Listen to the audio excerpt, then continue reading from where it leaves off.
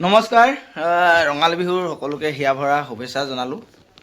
যিহেতু গাঁৱৰ নিয়ম হুঁচৰি থাকে, হুঁচৰি এতিয়া বৰ্তমান হুঁচৰি লৈ আহিছোঁ, হুঁচৰিলৈ যাব লৈ আছোঁ। হুঁচৰিত কেনেকৈ কি হয় দেখুৱাম বাৰু, কিন্তু সকলোকে বিহুৰ হিয়া ভৰা ওলগ জনালোঁ। বৰ্তমান মই আমাৰ দাইটি আমাৰ দদাইৰ লগত আহিছোঁ আৰু আমাৰ আঁতৰি ঘৰত আহিছোঁ। মানে এতিয়া বৰ্তমান মই আঁতৰি ঘৰত আছোঁ।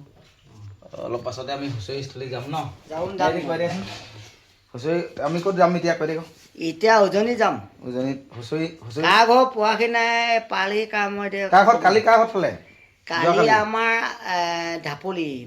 ঢাপলি মহা নামটো কিমান ধুনীয়া দেখিলে। ঢাপলি আমাৰ গাঁৱলীয়া নিক নেম।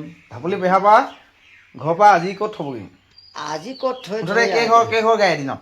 মানে নামটো মানে মই ক'ব নোৱাৰিম এইটো। 10 ঘৰ এইবাৰ বেছি যাব। গতিকে এতিয়া আমি ওলাইছোঁ আৰু এতিয়া 1:30 বাজিছে সময়। আমি দায়িত্ব আৰু লগৰ এজনক লৈ যাম। এতিয়া এই সখী আমাৰ আঁতৰি ঘৰত আহিছোঁ। এই সখী চাহ দিব আহিছে। চাহ নহয়, একদম পিয়ৰ চাহ। কোনটো চাহ?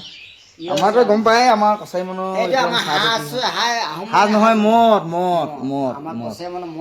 মদ বুলি কি কয়? আমাৰ গগৈ মানুহ কয় সেইটো সাজ বোলে।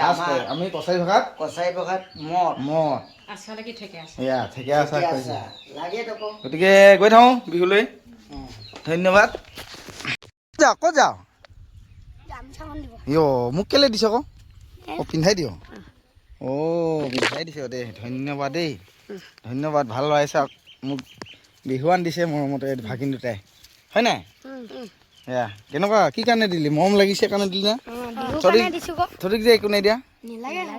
এতিয়া অলপ পাছত দিম দেই। গামোচাখন দিছে, আমাৰ সোণোৱাল গামোচা, হয় নাই? আহি আছে। ইয়াৰে আছিলে আমাৰ।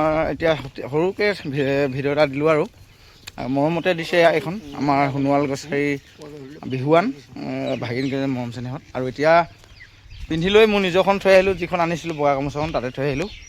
আৰু এতিয়া বিহুলৈ গৈ আছোঁ তিনিজনে। ধন্যবাদ।